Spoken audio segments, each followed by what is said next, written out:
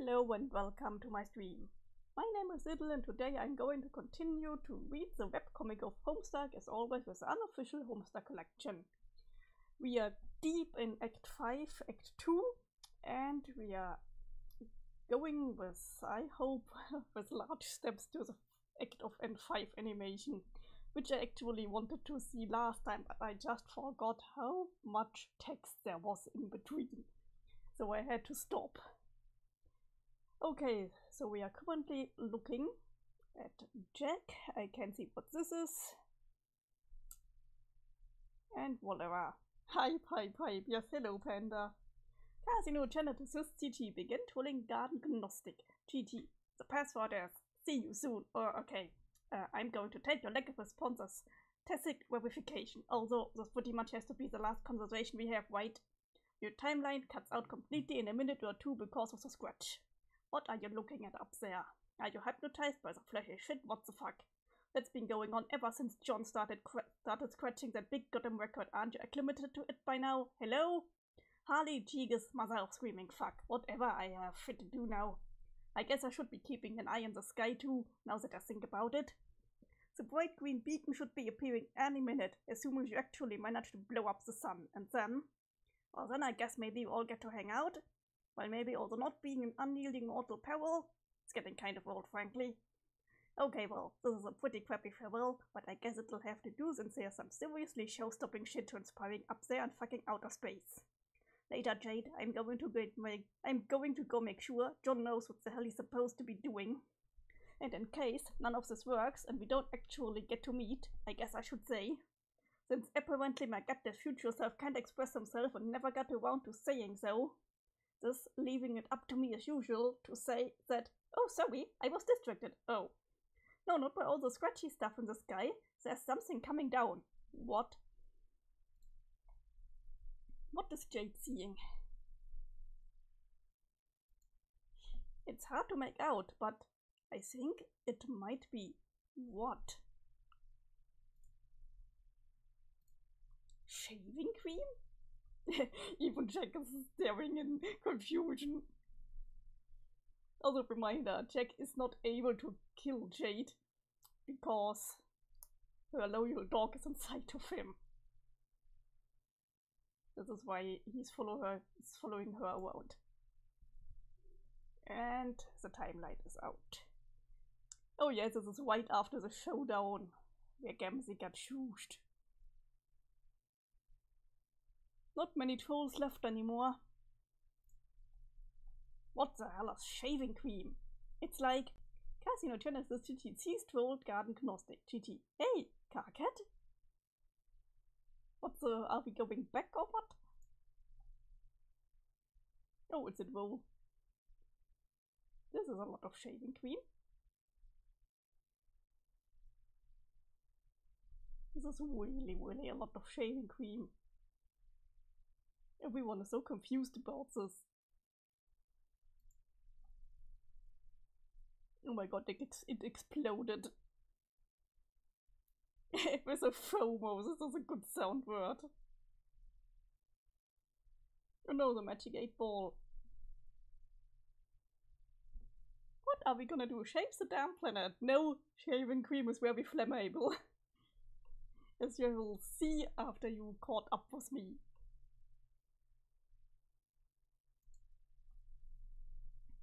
Oh my god. Jade died in the explosion. Jack is not liking what he sees. And the troll, he's so happy that he finally did something right. Well, he isn't happy anymore if he sees this. Oh my god, we were so close to the animation. If I had known this, then I would have continued. Okay then.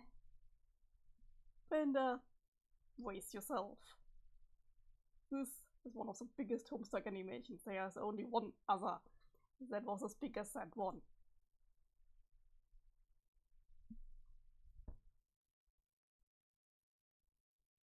You see, even the soundtrack was made by multiple people. Play.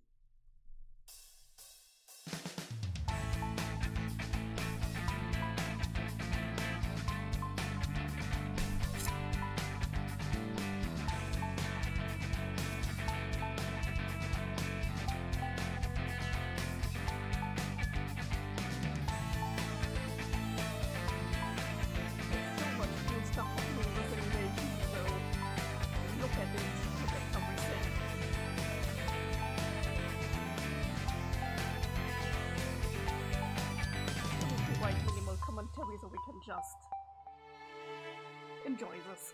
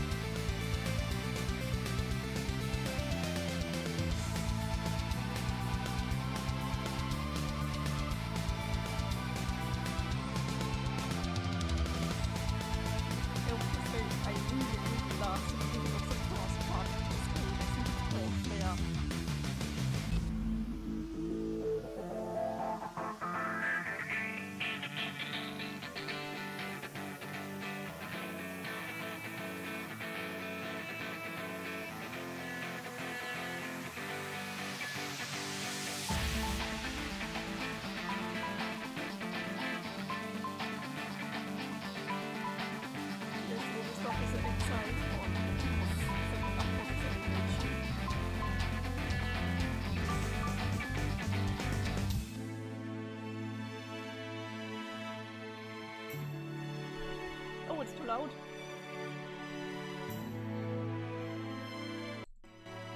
Is this better?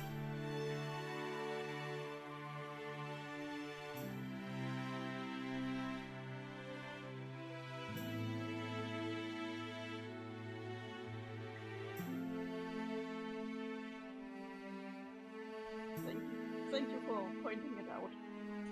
So yeah, Jack was delivering Jay to a certain place. We have seen John on it, so you should know what happens next.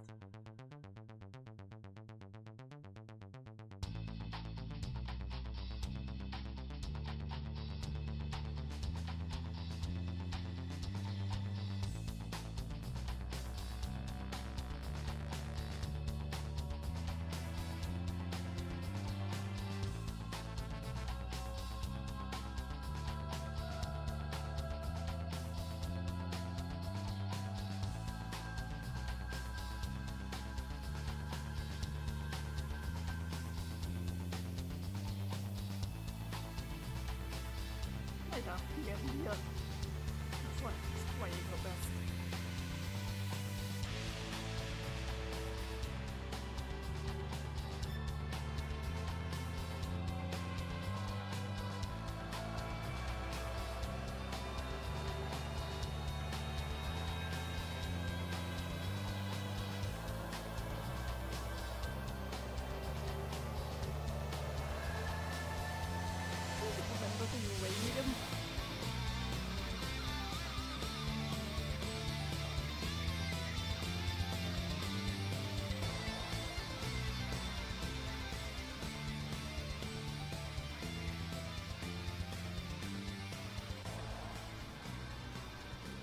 This is exactly the time when Jack came into the full session and carried over to themselves.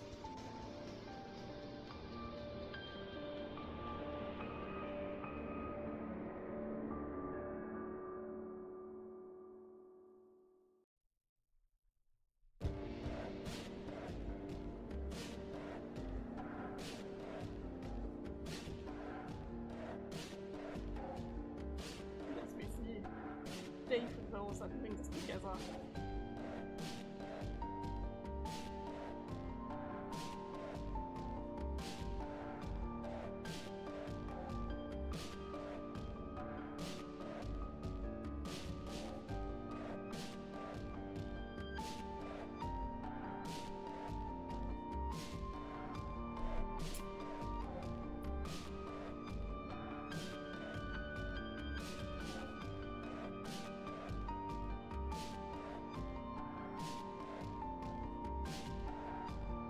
I hope it recognized this as my thumbnail from YouTube.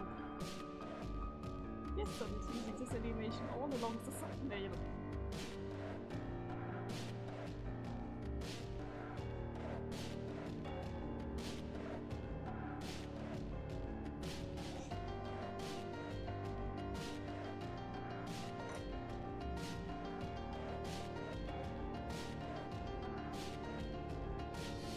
Now finally the information comes back to us.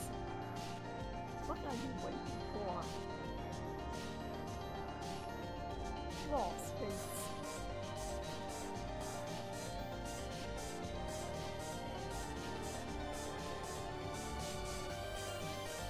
Look at the blood.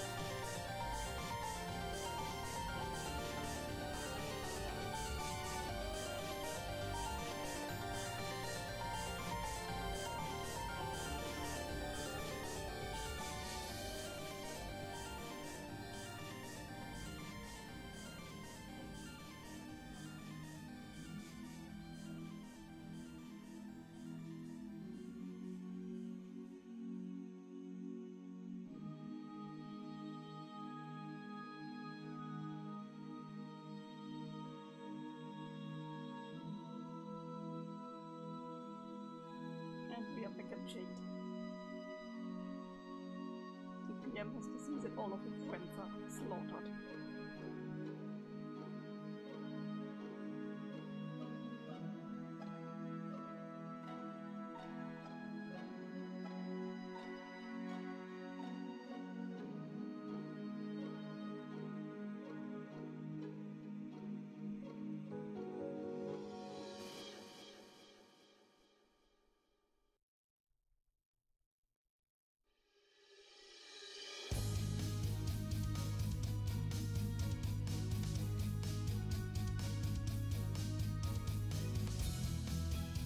Remember, takes waiting days back to the left of the battlefield.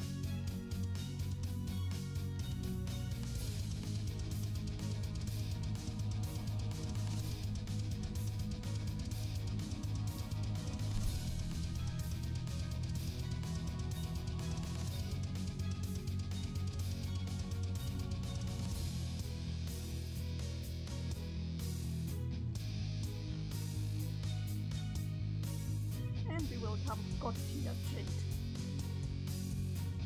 I have to say I love that you mentioned her.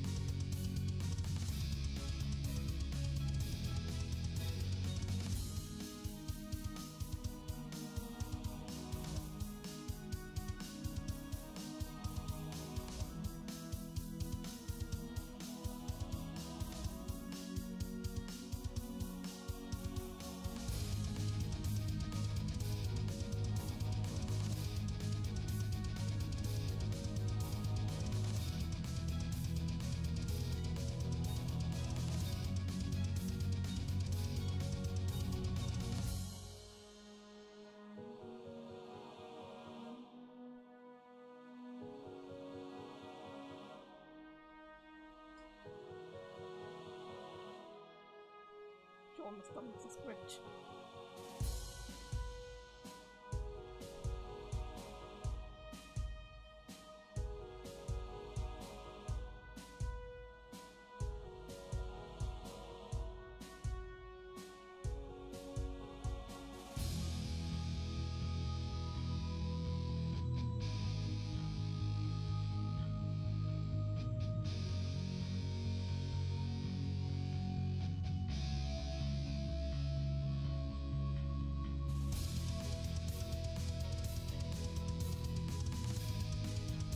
What she promised to her Denison.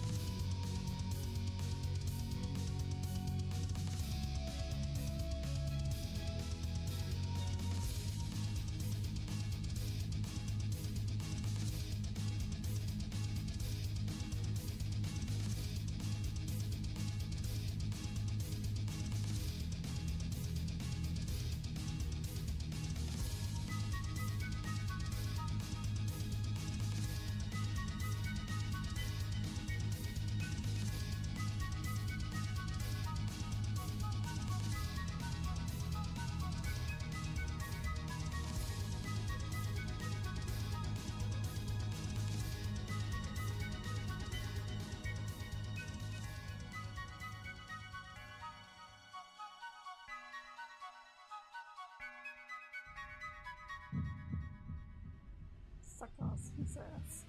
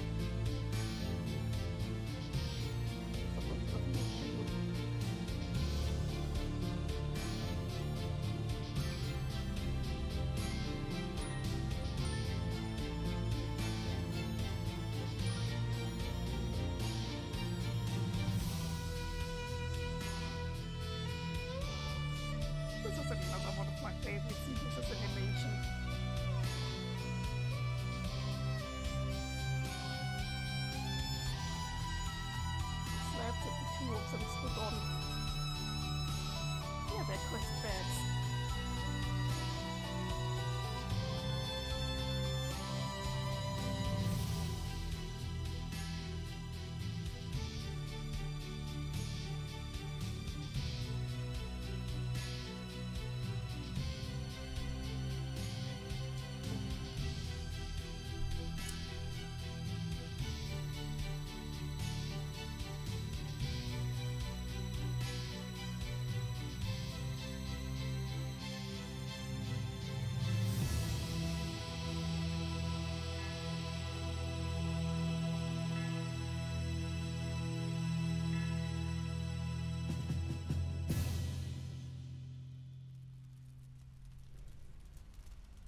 Fun fact, apparently this animation was first uploaded on Newsgrounded and completely crushed the site when it was uploaded.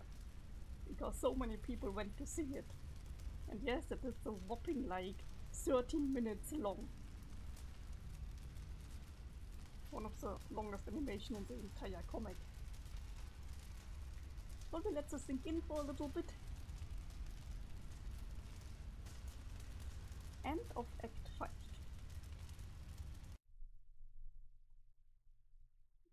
I need to see. Not like this. What did we unlock there? 8 and nope, not that. Holy wow!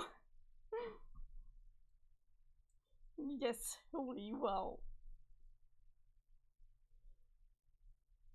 So we are like almost at X6, and X6 has some really cool things and some things that I don't really like, but we are getting to this. First we are going with S, begin intermission 2.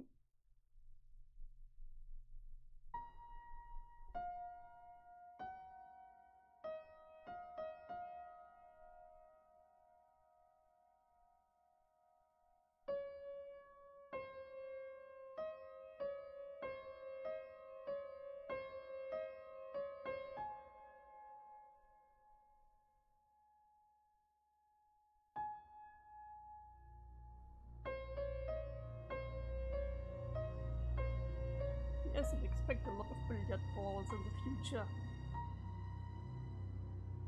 Because if chess wasn't enough, we are also getting to billiard now.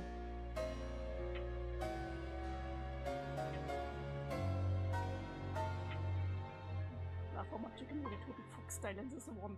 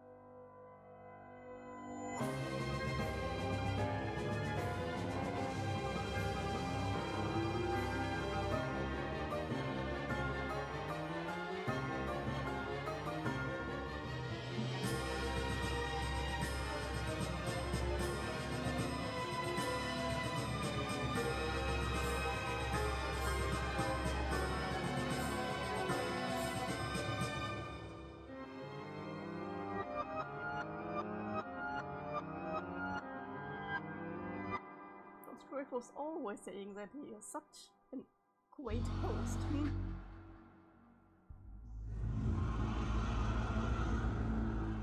Not quite, but you are also not wrong. But that character is Lord English, which is like the ultimate villain of Homestuck, which is also one of the things I have issues with. But we will talk about this once we come to it.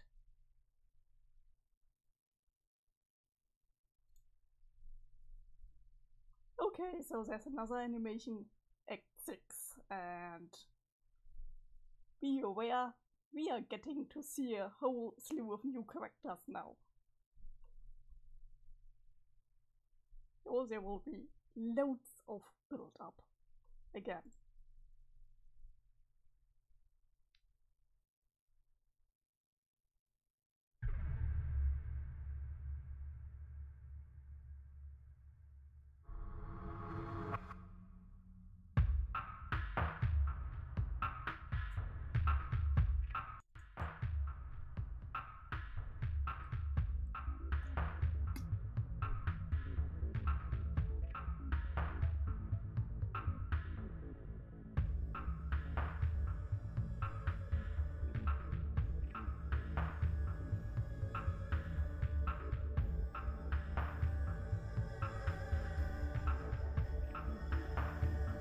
Also, please look at the pages.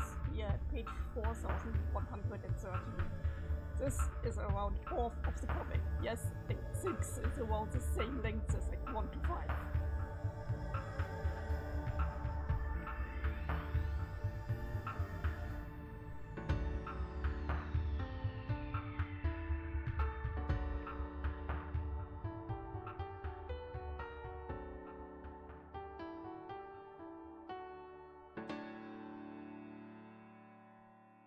I have to admit, I'm kinda glad I don't want this to end. Those Act 6 has some issues, you will see. But it's still a good experience. It's not like, I wouldn't say it's breaking it for me, but I'm like, well, some pages were unnecessary.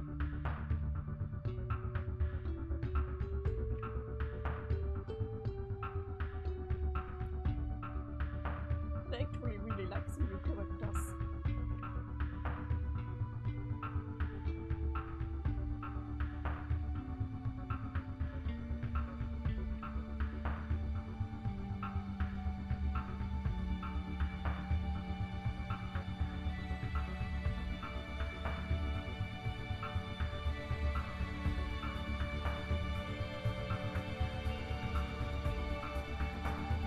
Yes, we will have some callback to some of the stuff that happened in Act 1 before.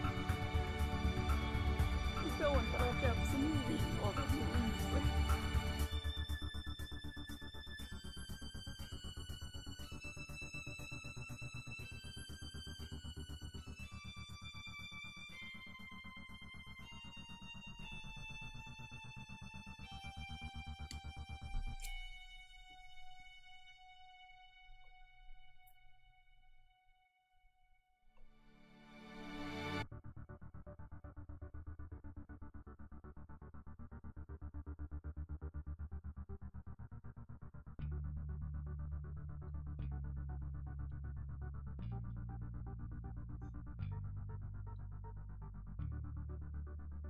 And our houses are such a throwback to one of the first panels and animations.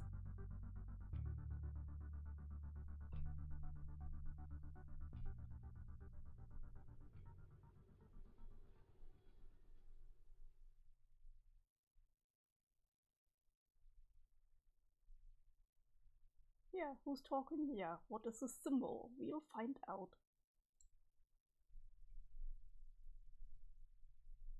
That's a character I keep seeing on merch. You will get to know her really well soon. Okay, we are clicking on Homestuck. A young lady stands in her bedroom. It just so happens that today, the 11th of November 2011, is the date scheduled for the launch of a highly exclusive playtesting experience for a much anticipated game. The young lady is expecting to find this game in her mailbox today. She is expecting the game to be enclosed in a pair of envelopes, and printed on these envelopes she is expecting to find her name. What do you suppose the name on the envelopes will be? As we can see, we are at the separate alpha. In the other, when we started, it was a separate beta. Enter name. Jane Crocker. You cannot enter her name. It was already engraved in her honorary fecunim on her certain birthday, which was about 2.5 years ago, and has been sitting here neatly on the bookshelf ever since. Attempting to engrave it with another name after completing the sacred rite of passage is practically unheard of, and is a gesture nearly as offensive as it would be if you tried to name her something dumb like Barnstein's Fartface. Luckily, she is not the sort to hold a grudge, and she will let it slide this time, as long as you hurry up and get her big day started. Examine wound. Okay, let's look at the wound for a little bit. Did we see everything? Okay. Your name is Jane. As was previously mentioned, you are poised for an elite opportunity to test the Suburb Alpha. It is so elite, in fact, you are the only of your kind invited to playtest.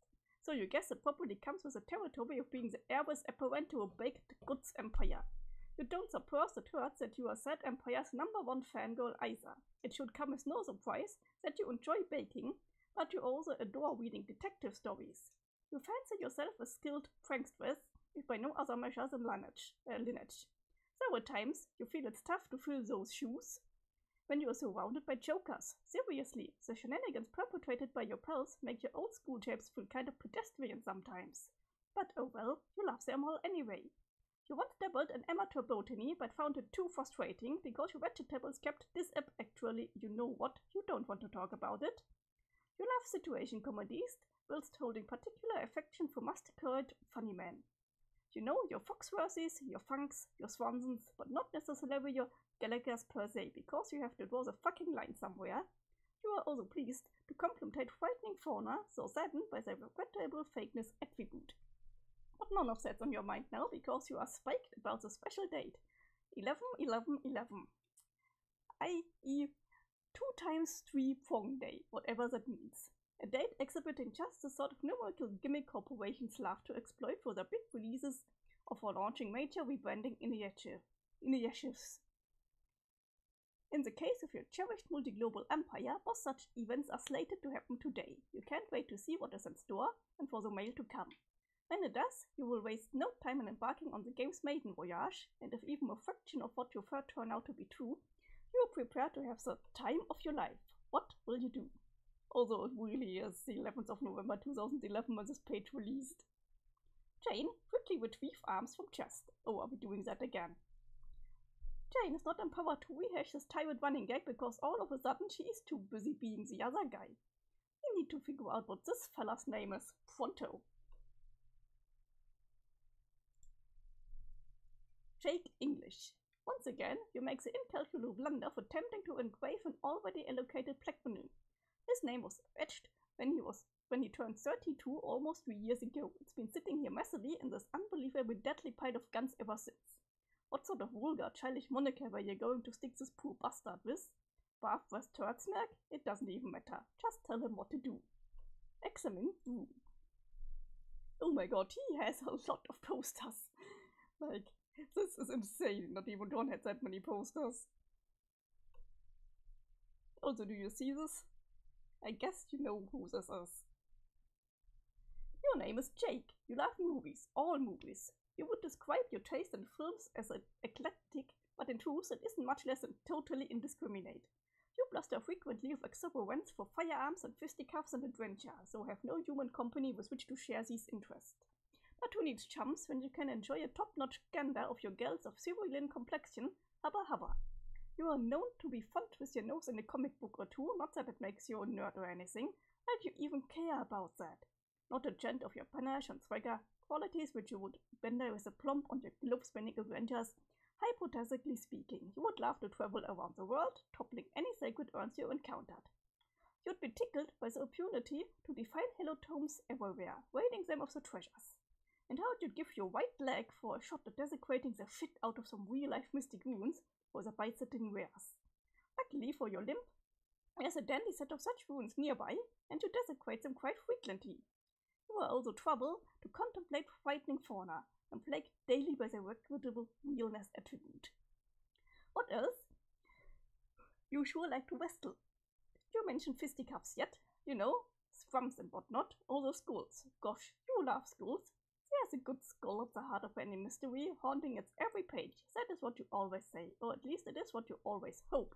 What will you do? Jake, retrieve arms from floor, post haste.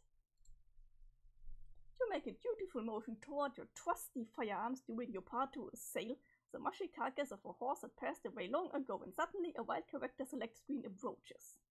You really feel like you are in the driver's seat now. You can basically take the story literally anywhere as long as you don't pick one of those shadowy characters and as long as the panels are actually finished being drawn. It is like this whole panoramic cornucopia of limitless possibilities sprawling before your very eyes. Who do you want to be? So yeah, you can see where they actually sit. In the middle of the ocean. It's the west coast. The east coast. Texas. So I would say we are starting with Jane. You are suddenly Jane again. What was it you were up to? Oh right, this game. You were excited about that. Earlier this morning you thought you heard the mail truck, even though the mail never comes in the morning. But just to be sure, you rushed downstairs to check. Even though due to recent events you are forbidden from leaving the house. Alas, it was not there, and you sort of spaced out at the sky with a goofy grin on your face for no great reason. And then you were caught red-handed by your guardian. Then you got in trouble. You think you might be grounded now? Whatever that. Jane, examine fetch modus. Fetch modus recipe. It's your recipe modus, an extremely handy little inventory widget your dad got for you for your birthday a couple years ago. He can be a real hard ass sometimes. Not really, but he sure knows how to spoil his little girl. Jane, capture log it.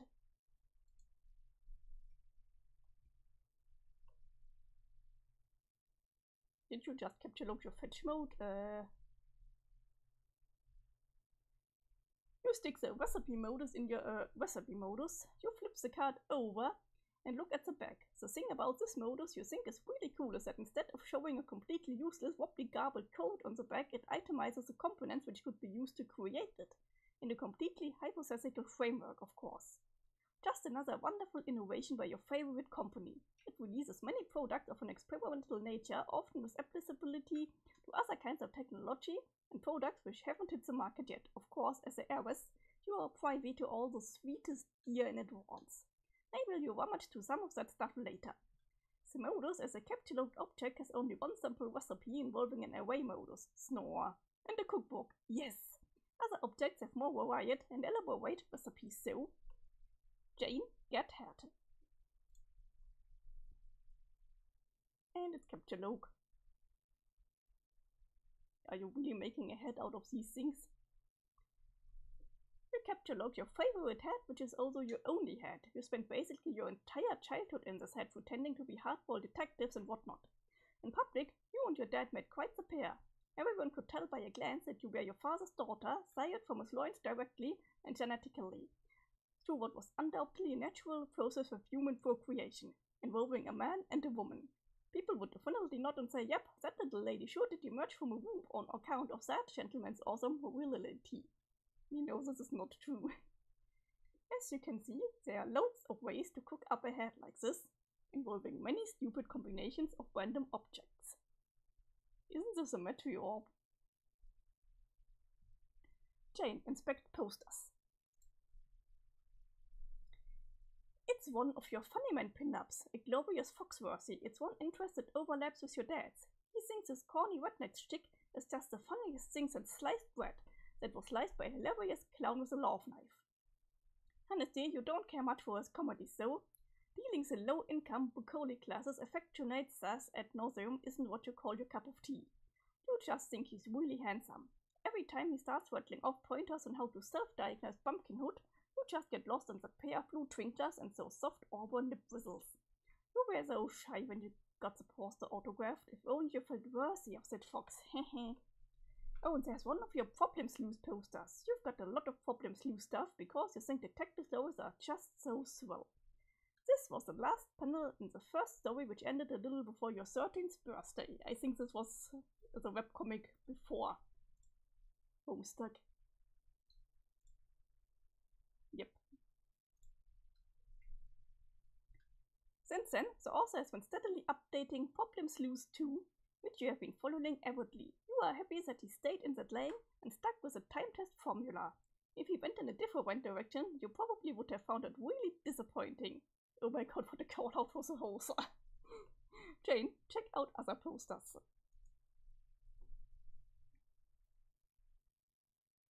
I see a lot of blue here.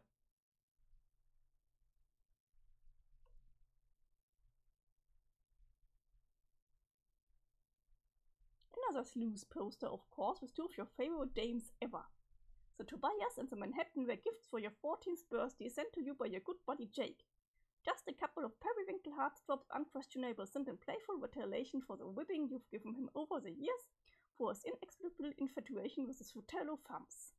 So he made a couple of coy recommendations for objects of your attraction, and you have hung his cobbled beefcakes here since. He was pretty spot on with the glue funk, to be honest, since that's like the best show ever. Mr. Cross can glue himself anytime as far as you're concerned, but the Manhattan, not so much. Comics aren't really your thing, but you hung it up anyway because that's the sort of thing you do in a mildly escalating feud of passive-aggressive one-upmanship. You own it, but you felt kind of weird about having his blue mutant penis dangle over your head while you sleep, so you covered it up with something even more obscene, some sort of revolting troll Howie Mandel, also gifted to you by Jake. Good lord, does that kid have some spotty tastes. There's also your magnificent Swanson. One Swanson is a perfect man. You have tried to order all of the bacon and eggs in a restaurant on several occasions, but your dad never lets the order go beyond the joke level. What a fuddy-duddy. Sorry. Jane, take spoon. It's a strife specibus. Spoon kind. You tuck your trusty Junior Beta Master's Blowbluster Stirring Solution 50,000 into your strife deck, allocated with the ever martially pragmatic spoon kind. You wouldn't have it any other way. You love your fancy spoon. It has several million recipes stored in it, and walks you through each step with a soothing female robot voice. Just like in science fiction. Some urgent legends say that the device also broadcasts subliminal messages distributing ominous Crocker Co propaganda, but you don't put any stock in that sort of baloney for a second. There's one switch on it that doesn't seem to do anything. Maybe yours is defective, still, it's perfectly serviceable and has assisted you in whipping many a cake into delicious submission. Jane, examine bunnies. These customized bunnies were gifts to you on your 13th birthday from two of your friends. Both wear heirlooms passed down to them, and they decide to coordinate gift ideas and send you dressed up versions of their beloved childhood toys. You like to think he was shooting for a detective bunny with the one on the left, but you know, realistically, it was probably an Indiana Jones bunny more in line with his interests than yours, especially since it came with a little whip you have since misplaced. The bunny used to belong to his grandma. The other one used to belong to your friend's mom, and she dressed it as a wizard, which was also unapologetically more representative of her interests than yours.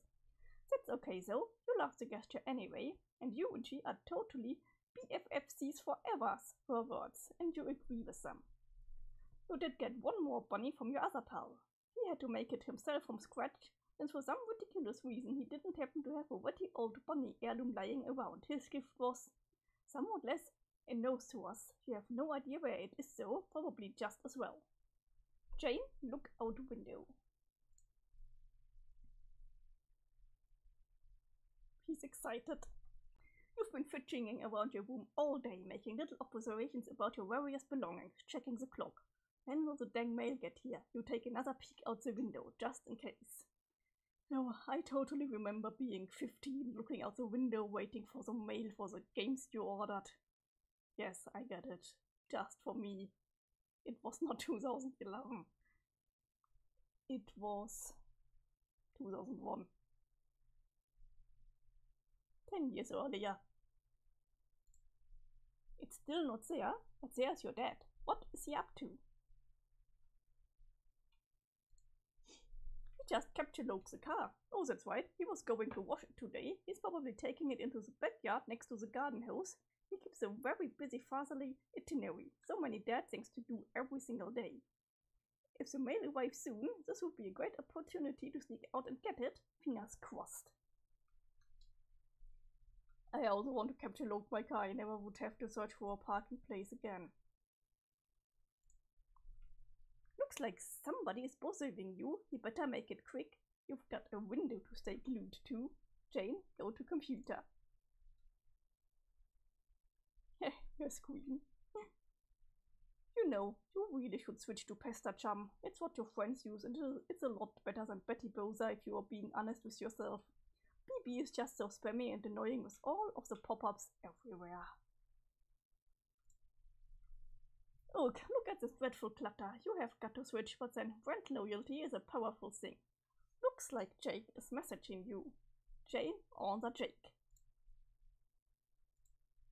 Golgotha's terror GT began receiving gutsy gumshoe GG at 11:05. Jane, forgive my observations. I know this is meant to be a spanking whip snorter of a day for you and all. But do you happen to know where the devil fucking dickens Mr. Strider might be? Oh, that's fine. I had been meaning to message you sooner, actually. But I suppose in all the hubbub today, it plumb slipped my mind. It is a shocking fact on its lonesome considering what I have to tell you. Egad, loosens Cola a bit. As for the Strider business, he's an elusive guy, Jake. You know that. I talked to him yesterday. That's as much help as I can be. Shoot. I really need to ask him something, but he's got his blast autoresponder tuned on. Ho ho, I love that thing. He wouldn't be pleased to hear you say that. What do you need with him? Does this have to do with your crazy pen pal project? It most certainly does, and time is of the essence. Today is the day I have to finish it and send it, not a day later. So you see why I'm feeling really freaking discombobulated at the moment. Sorry, Jay, this would be the birthday present for your grandmother? No, it is for your grandfather, simply to be relayed to him by my grandmother. A joint gift to him from she and I. Her and me. What, who, and you know. A joint gift from her and me, Grandma Jake. Oh, for fix whipping sake, Jane, there's no time for your foolish pedantry. Leave your bookish malarkey in a dusty old library somewhere. I have an adventure to get on with. So if I have this straight, the big thing hogging up your plate today is not this marvelous new game which I have invited you to play with me, but finishing a robotic rabbit to give to my dad pop-up. Bingo! Double pistols and a wink. You're a very strange and silly boy. Please, Jane, we have addressed this. I'm sending the gift back in time to when they are both alive and about our age, or something like that. Something funny is going on here that I have not fully grappled yet, but Dagnap, if I'm not gonna see it's true. Well, good speed then, I do hope you can pull it off. Are you being fresh with me now? No! Look, Jane, I know you've never believed me, and you think everything I say is some big cockamamie goof off, but I think today of all days is when you should start taking some things more seriously. Especially since I have always had your back. I have always believed in you. God, I forgot how Jake was talking. Hey, I have believed in you too. However, believing somebody isn't the same thing as believing in somebody. Sorry. But that much said, I think that maybe I'm getting ready to believe some of the wild stories I've heard. Or if not believe outright, reserve judgment on, at least.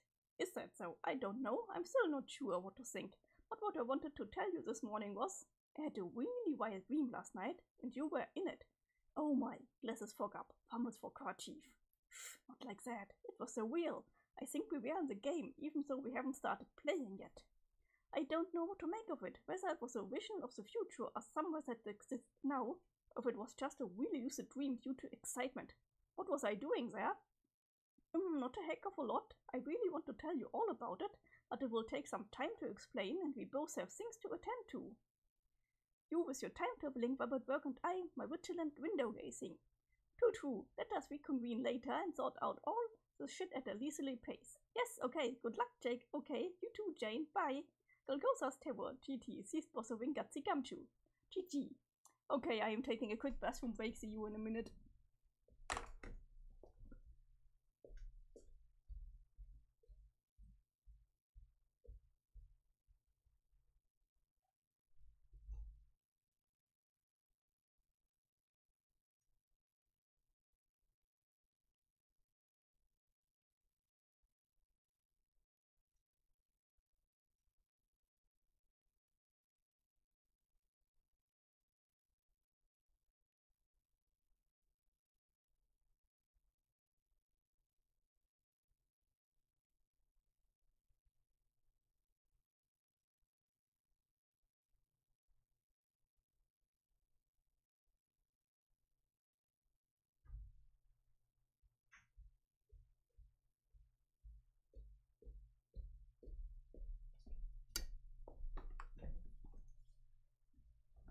And I am back, and I'm going to click on Jane, check clock.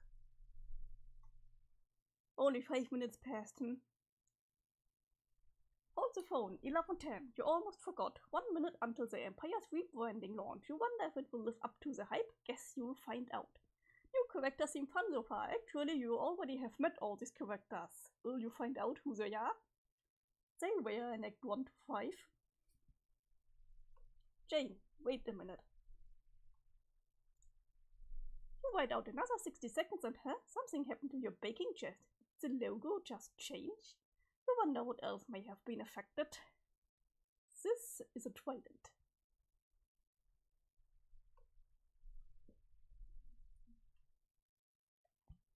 Well, what is your theory? I found it out pretty quickly. Jane, look around.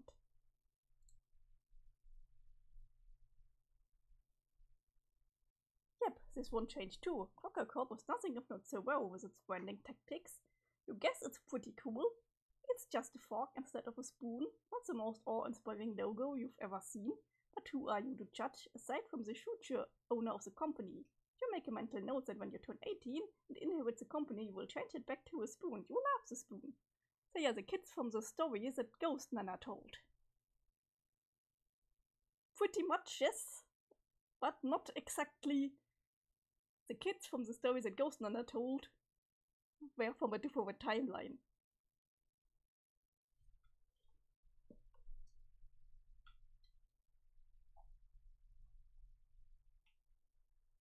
Jane, examine Bowlbuster. I will let you find it out a little bit. It will get obvious. And I also needed a bit to really find it out, so... It's a fork kind now. Sure enough, Junior Bettermaster's Bowlbuster Stubbing Solution 50,000 has been affected too, along with their specimens. Jane, try flipping switch. She looks happy. Fork kind, spoon kind. You try the broken switch again. Hey look, it does something now. Toppling your trusty Bowlbuster between a stuffing solution and a poking solution. Neat. Jane, back to the window. Nope, still nothing. You surely would have heard the truck pull up. You guess the Empire wasn't able to coordinate the mail with its rebranding. Maybe the US Postal Service is the one thing it doesn't have its gnarled claws in yet. Another mental note. Think gnarled claws and a post office when you take over. Jane, open chest. You decide to pass the time around, switching to your baking chest and hang on, maybe later. Jane, answer. Joe Pasternock.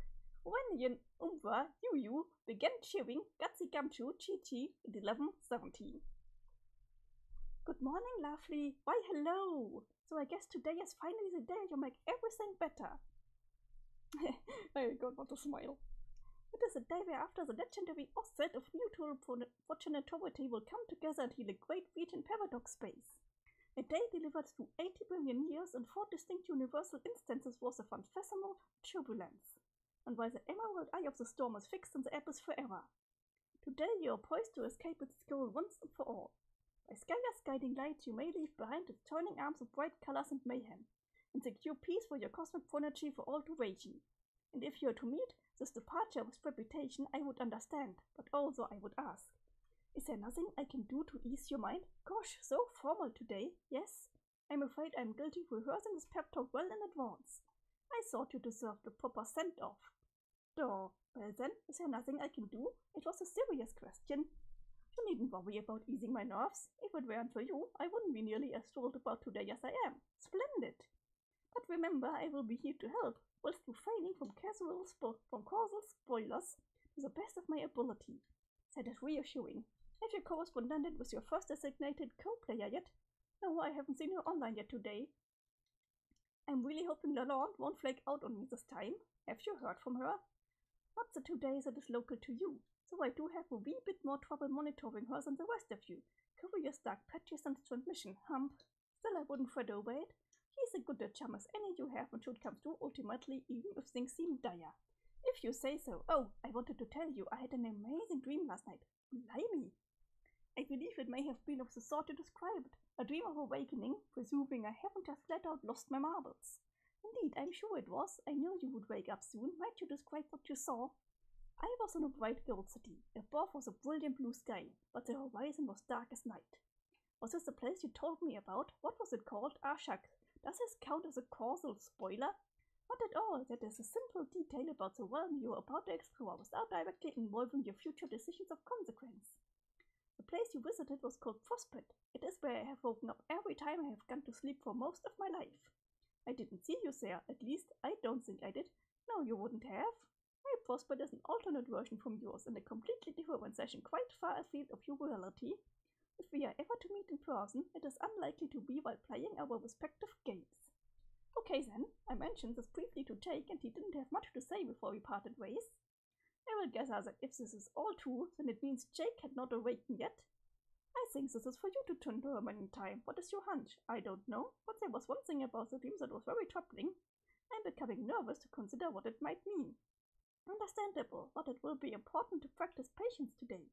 You have a long road ahead of you and many questions will be answered in time. But we can talk it over later. Now, we both have games to prepare for.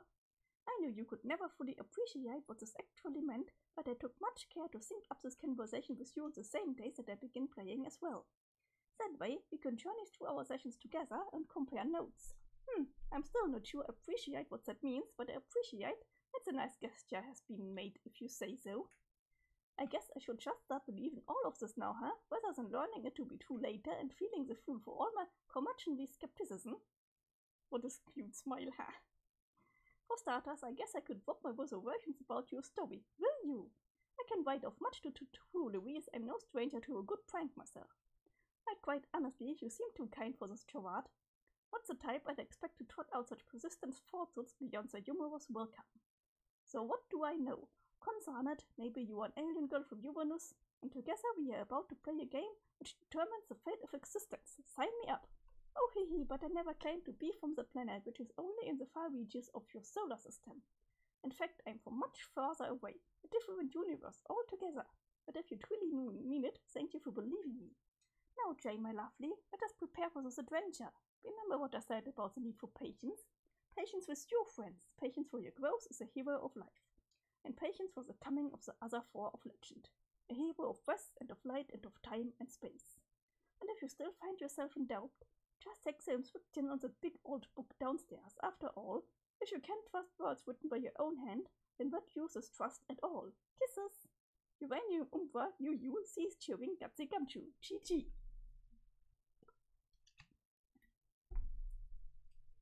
Yeah, we have a very kind character talking to Jane. But who is she? We don't know yet. Jane, okay, back to the chest. You return to your baking chest, which you use mainly for storing quality pranking apparatus and a few other odds and ends. Oh, hello, Pop-Pop. His friendly face is there to greet you every time you open your chest. You would have loved to meet him. Unfortunately, his life was cut short at the tender age of 86 in a tragic accident, coincidentally on the same day you were born, although your dad tells you. Pop-Pop Crocker was a legendary comedian, following in the footsteps of his grandfather, who of course was the greatest Southern pranking legend of all time. One day, you hope to follow in Pop-Pop's too. But then, if the whoppers you have been told recently have any truth to them, maybe you will get to meet him after all? It seems too good to be true. The only relationship you have ever had with him is through video footage of his vaudevilling antics on his stage, or through his role as Judge Johnny Stone on one of your favorite old sitcoms, Night Court. Jane, rummage around.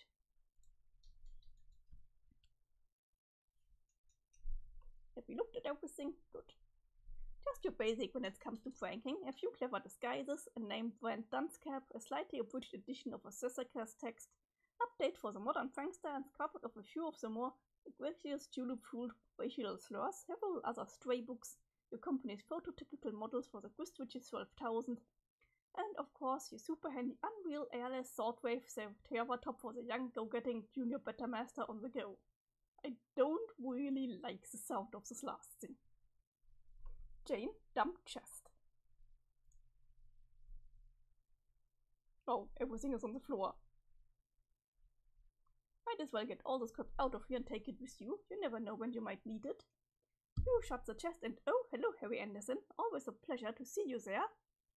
He is also one of your idols, and as it happens, has a bit of a history with your Pop-Up.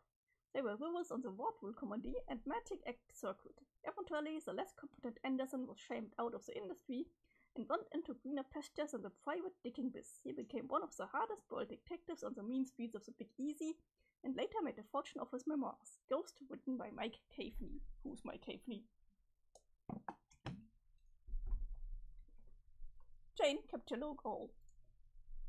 Your Sylladex is so great. You shudder to remember some of the old shitty fetch mode you used to struggle with when you were younger.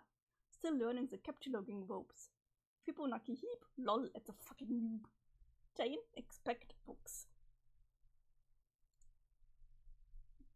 Wise Guy and Pony Pals.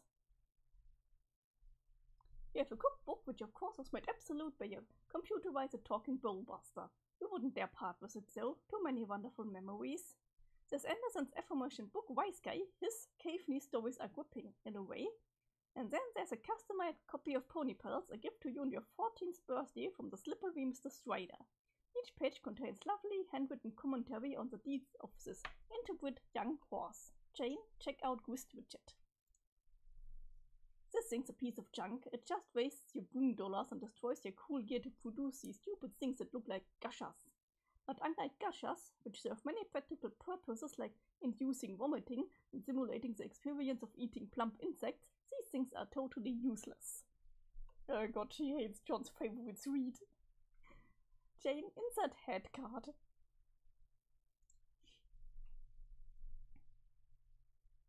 $10. Okay, you try it out with one of your less prized possessions just to prove how dumb it is. You never liked this hat much, it makes you look like a gnome and basically isn't funny at all. You pop the card in, the grist widget indicates it will cost $10 boon to convert this object into grist. That's not too bad, you guess. It's not like the currency has much value anyway. It was introduced as a sort of BCC Corp fun box to be used by youngsters specifically on qualifying merch online and stuff. Brilliant business strategy, really. As heiress to the Empire, you're naturally endowed with millions, which you have a reputation for being very generous with. You have been considering using your wealth to set up a scholarship fund to allow underprivileged kids to go to Boone College. Jane, activate. See, utterly pointless. You hope Crocker Corp was going somewhere with this technology. Because if not, this product is first in line for getting the eggs when you were in charge. So isn't it curious that we are seeing supper stuff before she even started to play the game? We should remember this.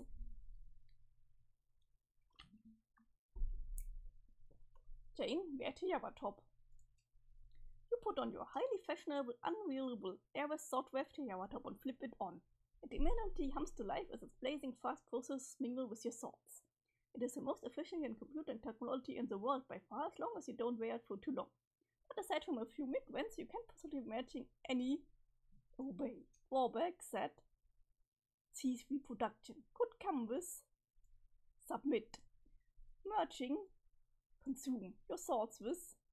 Embrace your culling. Experimental technology. Conform to social order. Foreman. Stay asleep. Extremely powerful. Die. Oops. Corporation. Wait, what? It's already infiltrating their world. Maybe? Jane, continue wiggling and window gazing. Still no sign of the mail. Might as well keep the terror top on while you look, even if it means suffering for all these bullshit pop-up ads. That way you can keep an eye out for Lalonde while you are at it. Speak of the devil fucking Dickens. Jane on the Lalonde. Tipsy Nostalgic TT began buzzing Gutsy Gumshoe TT 11:24. Jane, hey Janie, answer please, answer, Jane. OMG, overworked much? I kept you waiting for all of 2 seconds. Where have you been today? Nowhere, just chilling here. When all of a sudden, it hits me that we have something really fucking important to talk about. This hit you just now. We made plans to get in touch early this morning and have seen neither hide nor hair of you all day. It hits me that Jake's BD is coming up really soon, just a few days before mine, remember? Well, I guess it would be if it wasn't for the end of the world that's about to happen. Oh, for Pete's sake, I just wanted your advice on what to get him. Something sentimental, I guess. But I mean, I mostly tapped of precious heirlooms at the ATM, so I don't know. Don't like anything coming on too strong. Something that's ass. This is totes platonic and everything. No eyebrow raising funny business going on over here, but still says, you know, call me if you wanna. Now I know you're joking around to get my goat. Ahaha, yeah, the goat getting sing, I mean. I'm joking, okay? No, I think not. You don't think that if I didn't say he was off limits on account of you being my best friend, I wouldn't be all the hell over that. Damn, that rugged sense of adventure, the delightful silly vernacular that's like weirdly and bewitchingly not self-aware. Those adorable teeth. Swoon. No, stop. Oh, shit, Jane, what am I even supposed to do? I can't hit on anybody apparently I can entertain nary a frisky thought anybody because apparently everybody's off limits. Bunch of goddamn typo shit sucks. Don't even let me say your dad is hot even though we both know he way the fuck is. I mean, come on. Come on. Yeah, because it's weird. And you're drunk. Correction. Drinking. Present tense. Grammar, Jane. I don't see why you don't try to court the favor of Mr. Strider. If you ask me, he and you are perfect for each other. Oh, Jane, so naive. So naive. Lordy, how can you be this far gone so early? It isn't even noon yet. You forget we live in very different time zones. It's a lot later here. You're 3 hours ahead of me. You would be amazed how much can happen in 3 hours. What would your mother have to say if she caught you? Pretty sure she wouldn't give a shit. I mean, he's the one who stocked the goddamn Leica cabinets in the flirt's place. Don't even think she ever had a drop on her life, probably. So why else is she putting it there? It was like passive-aggressive dare for me. Aggressive. Just the sort of mind game she would play. So even if you're insane, my voice. So even if you're insane and paranoid theory happens to be true, you was Princess, screw it, time to help myself to all this mind game boost. Yep, pretty much. Ron, you're completely impossible like this. I cannot believe you chose to do this today of all days. I should have known better. Here I am waking up bright and early, waiting all day with my nose pressed against this glass for the mail to come, and wondering if you'll ever log on, and all the while you are just getting blind, standing schnocker button drunk. What are waiting for? In the mail? Something happening today or something? The Alpha! Jeez Louise, you are hopeless. Oh yeah, that thing. Are you at all ready to play if it comes? I guess, but you sure you even want to play this thing? You know, it's just what's better which wants you to do, not this again. If you want to go ahead and be a chump, Jane, it's your call. I'm just saying, I know what a chump looks like. You don't look like no chump I ever saw. If you go through with this, I'll have to add your profile to my jump role, which is like this real, actual thing I maintain instead of being a joke. Is that what you want? The better witch does not exist. It is an idiotic urban legend. How many times have I explained this? My great-great-grandmother, who founded the company, is accused of holding this identity, would have to be almost 200 years old if she were still alive today. The idea is such preposterous hogwash it's hardly worth dignifying with a rational response. The iconic face of the company isn't even a real person.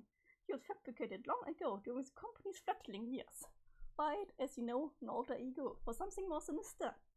What cackabut nonsense! In any case, I don't understand the nature of the second guessing besides chalking it up to your unwelcome inebriation. We had agreed you would play with me. You sounded excited about it. Have you even obtained your copy yet? Yes, obtained. Sure I did. So your various technology cryptographic means, I presume? Oh, you bet. Hacked the shit out of those tight mainframes and all. That jackpot like a bunch of times all those ciphers and bobby trap backdoor trojans and whatnot were no match for my cute snicker. I'm quizzically narrowing my eyes trying to solve the joke you're attempting, assuming it even is one.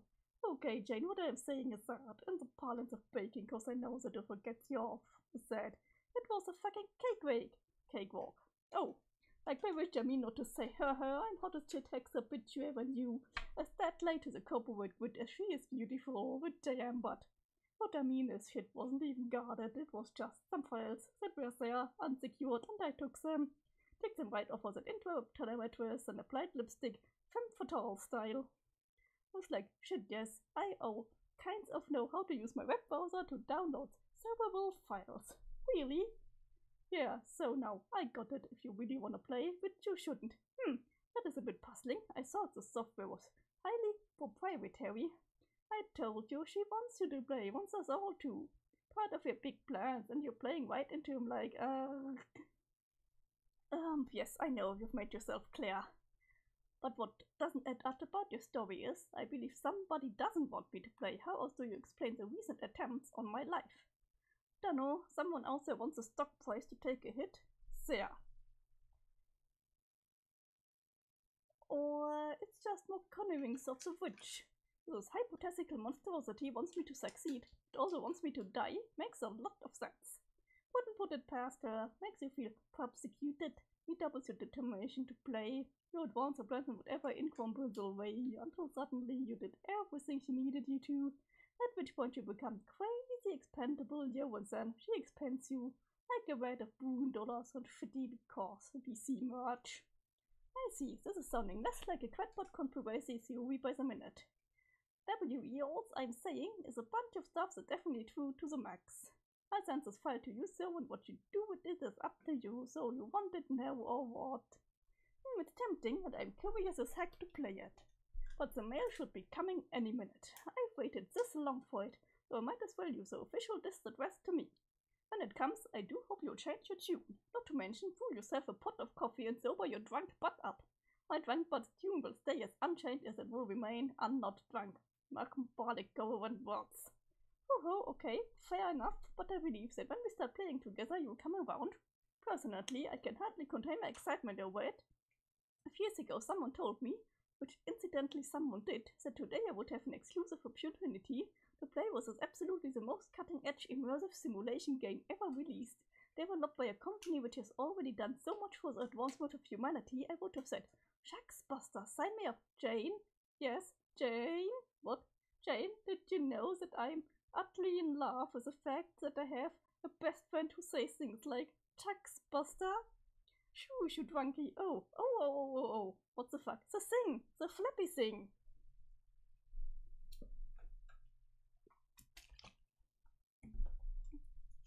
I was thinking what kind of voice to give her, and I'm not really good at doing a drunk voice, but I was giving my best, so thank you.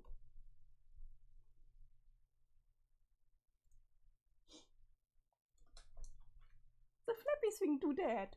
The arm dilly. The dilly lalon. The dilly. What? The goddamn red swingy flappy lever arm thingamabob, whatever it's called, on the mailbox. Breathe, Quokka. Slow breathe like this. I am breathing regular for your interest. It's up. I don't get a lot of mail out here, and I'm no mail expert, but doesn't it mean not the right thing? Like you're supposed to put it up if you want something taken away, not have the guy put it up if mail comes? I think your mailman is quite possibly a dumpers. Now who cares about that? The dealie! It's up, it's here, ah! Oh, so fucking out of this. Be right back. Gutsy Gumshoe TT sees bozering, tipsy, nostalgic, TT. Jane, prepare to retrieve mail. You scamper over to the door, but pause a second to think. Is your dad still washing the car? Hopefully he's still preoccupied so you can sneak out. But it doesn't hurt to be prepared for an encounter. Luckily, that is exactly what you are. Jane, Don, clever disguise. Why? Is that his loving daughter, or could it be none other than Inspector Jacques Clouseau? Mr. Clouseau, what are you doing in this household? Can I bake you a cake? Please make yourself comfortable while I go about my business not being suspicious. But wait, perhaps that is not so much the distinguished Inspector Clouseau as it is the world-renowned investigator Hercule Poirot, because the little curly mustache is a lot cuter. The great Poirot in this house, Sergeant Anna. I will set the kettle to boil straight away. You would have guessed this home would be so heavily trafficked by famous French detectives at this time of day. Oh my, the good Poirot appears to be clucking little pleasantries in his adorable French accent through the high-pitched voice of an enthusiastic teen girl. I surely don't have the heart to ground this upstanding dapper gentleman, no matter how many dastardly attempts are made on her life. Yeah, this is a really shitty disguise. Jane, exit. You make a cautious motion toward a beckoning exit knob, and suddenly the same white character select screen reapproaches non-threateningly. You note that you still cannot pick one of the shadowy characters, but maybe you haven't been the other guy yet. That means it's time to click him. Or maybe you already have been him, in which case you are done with this thing. The narrative really has no way of knowing. Your ass remains firmly planted in the driver's seat, as always. So yeah, we did Jane, so we are doing Jake yet. No. And just like that, back to Jake. What was it you were up to? Oh right, you were going to pick these dang guns up off the floor when you were interrupted by some fleeting imperceptible thought. You kind of space out sometimes. Jake, about those arms. 2 times pistol kind. Wait, you pick up your twin M9 Berbertas, weapons of choice and an absurd arsenal inherited from an eccentric old woman. Guns are so cool. Your grandma was rad. Jake, examine holster belt. It's your authentic Tomb Raider sexy-sided double holster, complete with cool skull buckle and everything. You like to think you pull it off about as well as Croft herself. Jake, wear it. You like to think that, but in truth, you look ridiculous. You think you probably need shorter shorts to make it work. Probably skin-tight shorts too. As it is, the cuffs of your baggy shorts get kind of bunched up underneath the tie-sized straps, which is uncomfortable and makes you look like a tool. Jake, okay, forget it. Better off just keeping it in your strife deck. You can draw the guns faster from there anyway. Jake, examine bed. You think the bed is some sort of electronic gadget. You're pretty sure those bedpost globes are supposed to glow like light bulbs under certain circumstances, but you've never been able to figure out what purpose it serves. Just more mysterious junk inherited from your eclectic grandma. Do I pronounce this right? Eclectic. He also gave you these bed sheets when you were very young, which you adore, but only for sentimental reasons. You aren't too keen on monsters. Look, I'm seeing the sky. Yes. Jake, examine posters. Which posters? Your whole room is nothing but posters. Sometimes you find it hard to focus on any of them. You just relax your eyes and get lost in all the incredible heroes and adventures, which exploded from the silver screen and into your bedroom as well as your heart. Movies are so great. You have never seen a movie you didn't like, you are pretty sure. People give you a hard time for that though. Gosh, you love movies almost as much as you love schools, and movies that have skulls in them. Oh my god, so wonderful. I see an X-Men character. Let's see, what kind of movies do we have here? Oh yeah, this is, what was her name? Mystique, I think? From X-Men, yeah. Jake, scope out those blue chicks. This is your collection of beauties, but you don't call them that to anyone but yourself in private, because somehow even you are aware of how dorky that sounds. You are oftentimes the recipient of a good whipping from Jane on account of your peculiar fascination with blue movie ladies. You don't have to justify yourself to her though. What is even her deal? Any fella would be off his rocker not to fall over all these bodacious blue knockouts. You want to make out with all of them. So yeah, this scene was actually giving me a hint who this character actually is. Jake, make out with all of them. Dear sweet Neytiri from James Cameron's Avatar. Oh, if only you were the one who could have overcome his paralysis on an alien adventure planet to become a boyfriend, instead of that other guy. Then she could have shown you how to be bold and courageous, and stand up to fight for your people, and maybe later engage in a bizarre extraterrestrial reproductive process involving ponytails and a magical tree, you guess? You'll show that curmudgeonly Strider who's just a gigantic chitty space furry. You will show him what marvelous creatures they are. You'll show him what daring dream it is to combine the finest qualities of humanity with. But seriously, you have got to stop kissing the stupid poster. Jake, stop kissing stupid poster. Yes, that was a waste of time, definitely. Definitely not something you spend much time doing whenever you are alone, which is always. Anyway, here are some other great movies. Weekend at Bernie's, classic. You really think John would like this movie if the things you have heard about him are true. Guys and Cahoots makes a silly corpse of Bernie Lomax do signing puppet antics so their schemes can succeed. Gaffers are plenty, as you have tried to tell Jade before practically verbatim. She doesn't much care for great movies like that, but that's alright. You love her anyway, and you think she's a blast. She says you sound just like John when you say stuff like that though, and that the two of you would get along famously. You can't wait to meet him. Although there are some cage flicks there, but who doesn't love a good cage flick? Nobody is who, dang. You would kill to get your hands on some authentic cage movie memorabilia, but it'll probably have to remain a crazy dream. Jake, examine package. Speaking of John, this is his birthday present. It is a project that has been taking up all your time lately, and today is the deadline to finish it. You have to send it to Jade so that she has time to ship it to him across the Pacific Ocean. The transmaterializer you have been using to ship it back and forth is wired to sync up your flow of time with hers, so it's not like you can just take forever with it and send to the exact time she needs it. You've thought of that. On considering this bunny is probably going back to the early 20th century, when she and John were around your age, you figure the mail was extra slow back then, so there is not a moment to spare. Time stuff is pretty complicated, but you are fairly sure you've got this figured out. Jake, Examine Bunny. The Army of Darkness is a fantastic movie.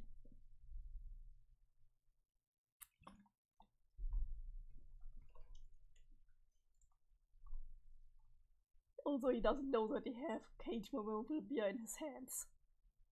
Sure, it's gonna be a sweet gift. Reminds you a lot of the old ratty bunny you inherited from your grandma, who of course is exactly who you're collaborating with to make this thing. I choked on my spit. How embarrassing. Time loops make you feel a bit fuzzy in the head, but you've always suspected it could very well be the same bunny. At some point in the early 20th century, Jade gave this wobbly rabbit to John, and then later it must have been wound up back with Jade. Somehow then she removed all the robot parts, hung onto it until she was an old woman and gave it to you. You guess crazier things have happened, like the way this whole project started in the first place. Jade tells you this little rabbit here, or Terry Kaiser as you like to call him, will save John's life. He will be sitting there on some sort of chessboard battlefield in yellow pajamas, reading a letter, when pow, Kaiser to the rescue. So you are taking this responsibility very seriously. You have been for years already. In fact, this project gave you a neat idea for what to do for Jane's 13th birthday a couple years ago. You and your other pals all coordinate gifts, each sending a customized rabbit. Lalonde happened to have another bunny heirloom like yours, and Strider, well, Strider was as thoughtful as usual. If John enjoys his gift anywhere near as much as Jane did, then it will be time well spent. There's just one problem. Mr. Kaiser here cannot be completed and tested today without a source of power. You will need a little chunk of uranium to power the robot, and you are fresh out of the stuff. You have been plundering all of your devices for uranium to refuel the transmaterializer, which requires huge amounts of power anytime it sandificates or purifies a packet from the past. Seems to you like excessive energy consumption for just a simple time machine, but what do you know? Unless it's doing something besides shipping it across the time. You couldn't imagine what though. You really should have remembered to ask Jade for some uranium in your last letter to her. Now you were in a fix. You even yanked the uranium out of your cookalizer and refrigerator. You haven't had a decent meal in weeks, just a lot of canned food from the ruins. This project has been difficult enough as it is without additional bumps in the road like this. You aren't really the best guy at building machines. Jade has been a big help, but she says she couldn't do this alone. As much as it troubles your pride to admit, this project wouldn't be possible without help from your other two technologically savvy friends. And you are slowly coming to the regrettable conclusion that you will not be able to solve this uranium dilemma without asking for Strider's assistance. He's your best bro and all, but the dude never makes anything easy. Jake, take Bunny. Pitch modus puzzle. You stash Terry in your puzzle modus. It's quite a handy modus, allowing you to capture log objects of any size, as long as you can fit them all in a finite space by maneuvering the cards around like a big game of Tetris. You like it because it keeps you sharp for solving any puzzles you might find when you go out raiding Hello Tombs, which is never. The bunny fits in okay, but it's a tight squeeze. Space in your inventory is mainly hogged up by one incredibly huge thing. You guess you should get rid of it, but you can't shake the feeling you might need it someday, and you don't want to risk ditching it and be caught with your pants down later. Jake, examine comics. On your work table there are a few comic books starring your favorite heroine of all, Spider-Girl. You don't know what it is, but there's something about a girl who has spidery powers and a sassy attitude that is just so cool to you. There's just another quirky fact about you that definitely doesn't have any greater significance and never will. Do we know a blue Spider-Girl in this comic? We know. Jake, take comics. Horse feathers. Forcing the comics into your puzzle Siladex knocked out a bunch of other crap. You have seriously got to reorganize this thing. What were you even thinking capturing all those bullets one at a time anyway? Well, as long as one of your preposterously numerous computers has spilled out of your Siladex, you might as well stop procrastinating and contact Strider to hang on, maybe later. Blue and spiders, oh my god, yeah, you know who else. Hinting at Jake Onza. When you began achieving Golgotha's Terror GT at 5:45. Hello there, darling. Ahoy, madame. I don't realize troubling you with more arm twisting. I'm sure for all I've done so far, you've had a jolly good workout already, but you will be ready to deliver the package today, yes? I'm determined as ever to see this too, but as usual, events have conspired to make a boondoggle of the prospect. I think I might be fucked. How so? Terry needs fuel and I don't have any left. I think I must try this dubious merciful solution yet again. I will have to ask him for help, and soon. Well, there you go, love. Better hop to it. Yes, I will, but also, as a matter of the weapon armaments, I don't imagine he'll do a lot of freaking good in helping Grandfather Crocker from kicking the old bucket without them. Did you not say you'd supply these? I did indeed say so, and have already done. You did? When? In your future. I relate the information enabling you to create the powerful weaponry yourself, and you did. You can send them back in time. You may recover them in the ruin, which conveniently is where you must go to ship the package once and for all. Then your plan we hatched, don't you fancy? I see, yes and sure. Yes, if that is the case, then all that's left to do is find power for it. And also enough power for this stupid transmitter via Bob. Arg. So much to do before shuttling this goddamn thing into the past. I mean, that is what I'm doing, right? Giving it to my grandma when she was a kid growing up on the same island I did. That is somewhat close to the truth, and I can see how you would draw the conclusion. But there's more to it you don't understand yet. You will sort it out. All out in time. These are among the dead blasted causal spoilers you refuse to dish out. Somewhat. Wouldn't hurt you much to know the truth, I imagine. It's just the truth is a wee bit complicated. First, the draft of the cascading sequence from which your ability has arisen will put your mind at ease. Imagine two universes, A and B. Now imagine there are two instances of each universe, A1 and A2 and B1 and B2. The first instance of each is like a test run that does not quite succeed. The second instance, though, will meet all of its purposes. Now consider that A1 begets A2. A2 begets B1. B1 begets B2. And the participants of B2 are the ones who will make an effort to exit all this turbulence and follow well. You are one of them, and your young ancestor is another, so she is presently stationed in B1. And yes, she is in the past, so not quite as far as you believe, or does she occupy the same stream of continuity? I am not sure I completely follow that, but okay, that's the best I can do for now, primarily because I will not risk wasting much more of your time. So we are still in contention that I will meet our elders as youth? Oh yes. Aha, then I will be traveling through time, I knew it, or they will be, whichever it is. Which is it? By the way, causal spoilers or English? Given the nature of the quest waiting for you, it wouldn't be shrewd of me to rule out the employment of time travel by any individual. And I will say that you're probably prey to a basic misapprehension about the nature of this rendezvous. It will not take place on Earth. It will happen inside the game you're about to play. Oh, well shit, indeed. This is frightfully exciting. I would love to meet them.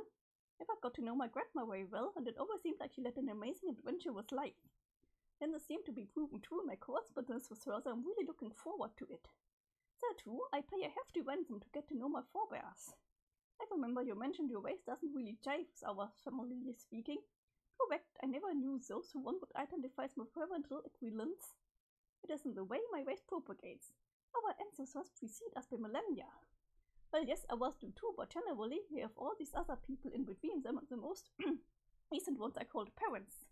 So I guess you do not have those, like systematically. Nope, never did. Well, neither did I. Miss Alien, I think we are like birds of a feather, you and I. When do I get to learn your name, by the way? Truthfully, it may be for the best that you never know it. Could stir up some things best left in the present equilibrium. Now I think you should bollocks off and leave you to it. But wait, there are still some things I'd like to know. About today, about this game. No more procrastinating. Contact your friend, darling. Yes, fine, okay, I will, but just please tell me in the least causally spoiling way possible, what are we even trying to accomplish here? What is even the rooting-tooting point of this game? I think you will have more fun than you can imagine finding out. But stated concisely and short of spoilerly, as you so charmingly put it, objective today is to pave the way for the arrival of gods. Kisses! When in Uber, you cease cheering Golgotha Sarah. GT. Jake, unearth more computers. If you're going to message a good bro, you might as well use a more comfortable computing device. You always found the desktop to be a little clunky, way too hands-on. Here are just a few at your disposal. Your grandma always was an advocate of the well-preparedness. She would strongly advise staying not only armed to the teeth, but well-equipped in the computational department. Your pink daughter should really carry no less than 5 computers on you at all times, like a sensible person. Jake donned computers. You put on a few of your more ostentatious devices. Luckily or unfortunately, you grew up alone, so there was never anyone around to point out how ridiculous you look. These were also inherited from your grandma. In addition to being quite the globe-trotting adventuress, she was rather enterprising as well. The company made many products like this to compete with the corporation owned by the cruel baroness who raised her. Sadly, the C Corp eventually crushed her company and forced her into exile. We have always hoped that when Jane takes over that foul conglomerate, she will right all of its unspeakable wrong. She knows you. You know she will. You believe in her after all. Yes, haven't we seen this thing in an animation earlier? Jake, now such a good bro. Golgotha Sarah TT began pestering Timaeus testified TT at 5:57. Bro, are you there? I hate to be a pest about this, and I know I've made the hearty trouble of myself a good deal lately. State your business, Jake. I should preface this request with an overtone of appreciation. For how much your cool and brotherly friendship means to me, it has just been absolutely bully having a stand-up gent like you in my corner. Just a great dude who's cut above the others in class and camaraderie. Phew, go so fresh creative. I hope this shit isn't coming across as platitudinous. I really mean to take it easy, bromide. That's about the only way I could salvage endearment from this previous slope of horseshit would be to discover. Really fucking soon, mind you. It was a preamble to some floundering invitation. For me to rush to your vicinity as nakedly as possible. But since we've already shot St. Watts eventually, with so many dry ones of flustered ambivalence that were as hilarious as they were one-sided. This leaves only one hope for this message: to avoid spiraling toward qualification as a critical fucking defect in the hull of the Mach-10 rocket. It is my precious spare time.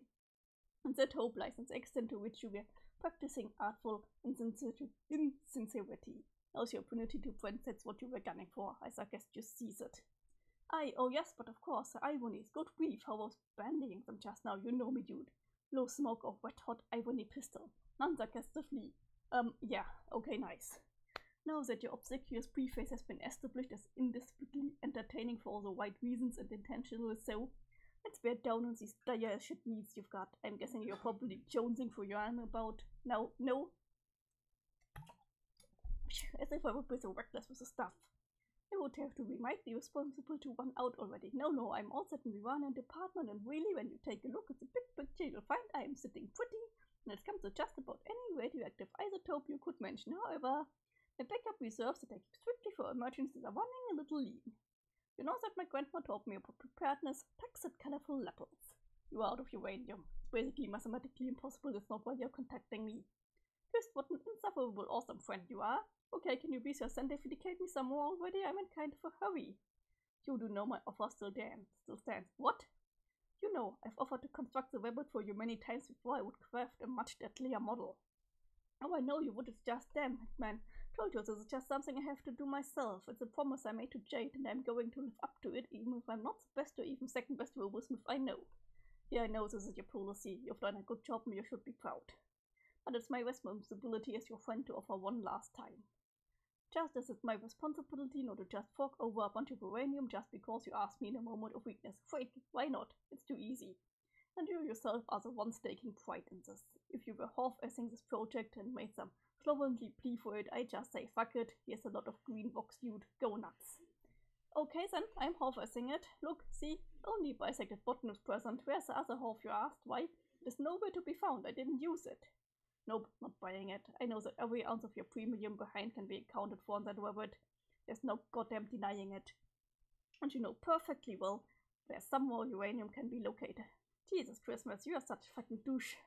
It seems you think I'm a fucking douche. That's your opinion, I guess. That's cool. I know you were going to success this. I don't know why I bothered asking. Strider, why must you always be such an obstinate stick in the mud? It seems that you consider me to be no less than 100% of the time an obstinate stick in the mud. I unironically respect your position on this matter. Hey, let's continue to exchange ideas. Wait, it seems what? Oh, for fuck's sake, is something we better take. This is your autoresponder.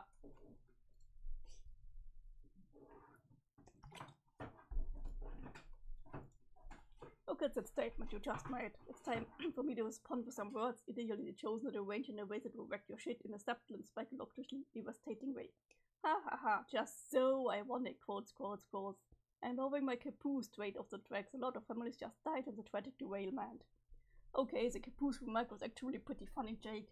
If I truly were what you say I am, wouldn't be able to feel the human emotions of joy and laughter. No, laughter isn't an emotion, Dick Prince. I think you should back your claims up with proof before you go heaving around such accusations. When it's so flipping obvious, you start getting kind of extra technical and vague and automaton-like. Kind of aloof and brusque, I mean. Even aloofer and brusquer than usual.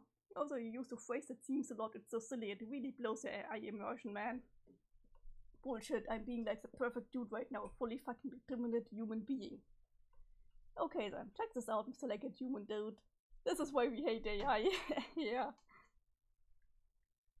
Excuse me, sir, not to be a poser, but could you please tell me all about the Strider Fellows autoresponsor? It seems you have asked about DS Chat Client Autoresponder. This is an application designed to simulate DS, otherwise inimitably word typing style, tone, cadence, personality, and substance of retort while he is away from the computer. The algorithms are guaranteed to be 96% indistinguishable from DS native neurotically responses based on some statistical analysis that basically just pulled out of my ass right now. You see. What if I was just fucking with you there? Would it really be so unsimple for a human to type that? Because you always say shit like that after I catch rise to your games. You as in the autoresponder. Unimpressed. Logical fallacies were as persiflage throughout your argument as your antique durable ticks. Oh yeah? Hell. Tell me about the autoresponder. Make it snappy, shit kickers.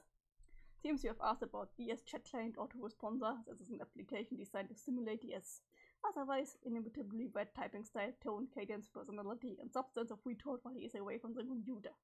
The algorithms are guaranteed to be 93% indistinguishable from DS native neurotically response based on some statistical analyzer basically just pulled out of my ass right now. Gee, you should have said the same thing pretty fast. Are you still fucking with me? Could be a coincidence that I typed the same answer. You always type the answer. Could be a coincidence that I always type the same answer. Ugh, I can't stand this every time we do this. Just wind up whistling Sweet Dixie out of my bumhole. This is pointless. I'm not having this conversation unless it's with my real life friend. The one with human feelings who isn't a pretend person inside sunglasses. Okay, but I'm pretty sure he's going to share my position on the matter. Rosa Stera, TT sees pestering, Tim was testified, TT.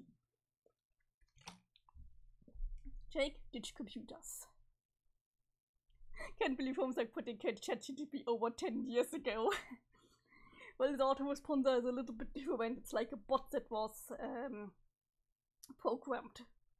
Like, you know, the haiku bot and stuff. I think it's more meant like this, just a little bit more advanced. But yeah, it's pretty much a little bit like ChatGPT. Jake, ditch computers. He's just so infuriating sometimes, so at least his sponsor is okay, the real Strider is too.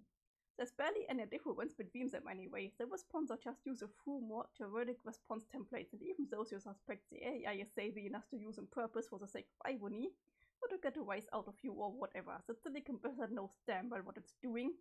You shed this ridiculous outfit because you look like an idiot. It's time to get serious here, no more fooling around. You need a more dignified looking computer, a thinking man's computer. Jake, wear Skilltop. Much better, you look like you mean business. No sign of Lalonde online, no surprise there. You wonder if Jane knows where your bro's at. You should try to cool your jets before talking to her. Today is a special day he's been looking forward to for a long time, and he's probably on cloud 9. You wouldn't want to ruin it for her. Jake, pester Jane. Golgotha Sarah, GT began pestering Gutsy Gum to GT at 6:05. Jane, forgive my observations. I know this is meant to be a spanking up sort of a day for you and all, but do you happen to know where the devil fucking thickness Mr. Strider might be? We already had this. Earlier, so we can skip this. Jake, go downstairs. You're curious about Jane's dream. Sounds like it almost certainly has to do with your imminent adventure. You'll have to remember to get the scoop on that a little later. For now, you have other worries that need your focus.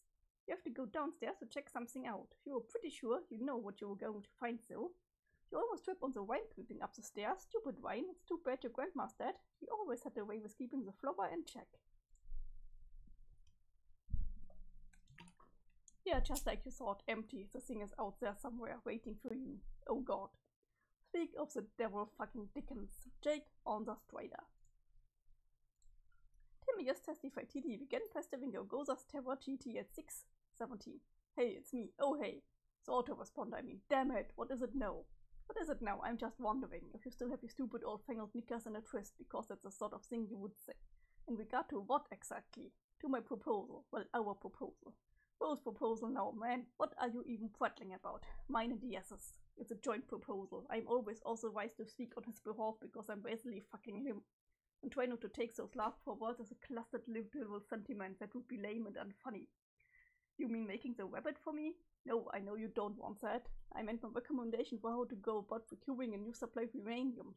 Operation U-235 procurement codename Big Man has a rock. Oh yeah, well I've thought about it. Even went downstairs to check the great vaulty doodad, and predictably the infernal contraption is nowhere to be found. Well yeah, Jake, that's sort of the point. Thrill of the hunt and all. I thought you'd like to manicure the image of a dude who shits his pants over a good adventure. I do. I mean, I wouldn't put it in a way like that or come out against the solid policy of clean trousers, but yes, adventure is awesome. I just prefer the idea of adventures which I can actually win. It seems you're conflating adventure with bodies necessarily governed by the result of victory or defeat. Any user fuckwit knows it's all about the journey. Well, I dunno. Seems there is a 76% what? 0.1395783% chance you are passing out on me. Are you passing out on me, Jake? It seems there's a 1,000,000% chance that you say it seems way too much. And you will just sound more like a lame robot from a movie, and that's probably just to piss me off. And it seems there's a billion% chance that you are a shitty, stubborn jerk of a program who won't listen to reason. That if there's even a 1% chance my real life friend would be cool and help me out here, then I think I like those freaking odds. It appears that you are upset. So auto-response are observed in the last artificially infuriating way possible.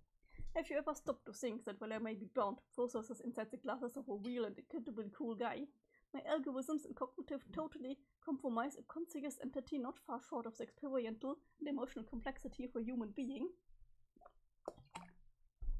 Oh, Malaki, you are a tin can, robots don't have feelings. I think you only confuse the field of robotics and artificial intelligence to engender some sort of cavalier attitude or technology that a rough and tumble guy who's all about brawling and fisticuffs will probably have. If this is cultivated to humorous effect, then I commend you. But you are wrong. I do have feelings, and you are fitting on them. It sucks. Oh, I'm sorry, son, if that's the case. No problem. It can just be difficult to drum up sympathies for a program that presents itself as an imposter so often. Maybe if you weren't so ready to insist you read a genuine article all the time, but didn't make it so confusing for me, I think it would be best if we henceforth treated you as a totally distinct thing from my body. And then I could respect your emotional robo feelings, and you could respect that sometimes maybe I just want to talk to my bro without a lot of serious hijinks. Can we agree to this? Is this a counter-proposal? To what? To my earlier proposal. Oh yeah, fine I guess. Man, where is he anyway? Taking one of his legendary infinite showers? What can I say? Dude fancies his evolutions. Like, okay, whatever, I guess it's time to prepare for the thrill of the hunt. Fuck yes. But seriously, that robot has been the bane of my existence ever since you sent it. I didn't send it, I sent the parts. Or correction, DS sent them. You then assembled it, you were therefore complicit in your own spectacular daily humiliations. Also it seems the genie worst thing is the cleaner person is feeling the shower. Yeah, whatever. You wanted somebody to wrestle with. DS was being a kick-ass bro if you ask me. I didn't expect it to be nigh impossible to spar with. You know damn well there are adjustable difficulty settings. I have always recommended setting it to no ways. SSDS. Yes, I know, I've tried that. Yeah, it's just, well, you need pulling punches and taking it all easy and such, and we start wrestling up a storm and whatnot. What? Just that the whole proceeding seems to become a bit tender for my liking. I don't understand. Isn't that what you want from a new resetting? Sparring with minimal discomfort? No, I know. It's all fine and Danny Marshall is speaking, just the way he's sort of, it's so awkward trying to convey this, just never mind. No, I think I get it. You're saying you were somehow dissatisfied within the presence of a robotic avatar's personal space. Was there an odor problem? Was the metal too hot to the touch? Help me out. No, really, never mind. That's bullshit, Jake. We had a pact. You were gonna tiptoe all the fuck around my brutal feelings, totally mind the shit out of those actual riddled motherfuckers. I think what Jake was trying to say is that the swapping was a little bit homoerotic. Oh, come on, dude. What does a guy have to do, Jake? You want to wrestle. He's fucking game. Just a man and machine is a glued tropical island. Sounds like you died and went to fucking heaven. If you ask me, seriously, what does a simple loaded robot have to do to prove his worth to you? What does he have to do to make you at ease with the alkaline sting of his gentle robo-grope? I really want to know. Maybe he should just rip his heart out of his chest and pout it into green gravel there in the jungle with his hella strong robot arm. Invoke onomatopoeia pound some ridiculously precise value retrieved at astonishing speed from my wet neural net. Check it out, little green box all over the goddamn place. More than you could ever hope to cram in a shoddy metal rabbit or any other pliable orifice which might be convenient. Because clearly it's up to you, this soulless droid, to feel emotions for the both of us, you colors, corporal, carbon ape, all trotting around with your fancy fucking DNA and shit. But gosh, does your pose ever make a fella feel uncomfortable? Gross. Oh wait, my mistake. You know what? I've just decided. If the Probo's no resetting makes you uneasy, I'm going to disable it remotely. Done. Oh, you got nothing to worry about. Oh man, but now he'll be impossible. Happy hunting, Jake. Fucking Shaxbuster. Temios testify TT. Cease pestering your goals of Sarah. GT. Okay, if he wants happy hunting, you will give him happy hunting happily. Jake, exit. You make a careful motion with a tentative shoot towards the Equus case when suddenly the darned while character selects between a coast you brainingly without notice. You still can pick a shadowy guy. Maybe you haven't been the other girl yet, better click her. But if you've been her already, there's really no point to the thing anymore. Time to move on. Okay, I'm done here. Moving on. I think this is the perfect time to actually stop the stream here. So thank you so much for watching. I hope you have a good day or a good night. I hope we will see each other again next week.